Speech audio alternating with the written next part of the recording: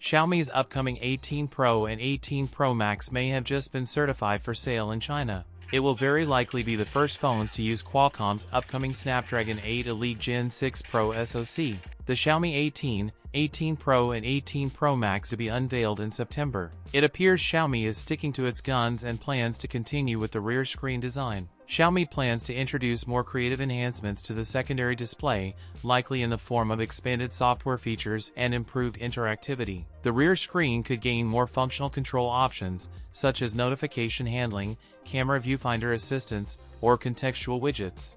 Xiaomi is testing a new 2K display for an upcoming Pro series that incorporates privacy display technology similar to the Samsung Galaxy S26 Ultra. The Xiaomi 18 Pro Max will have a 6.9-inch flat Lipo OLED screen with extremely narrow symmetrical bezels. The Xiaomi 18 Pro Max will pack a battery with a capacity exceeding 8,000 mAh.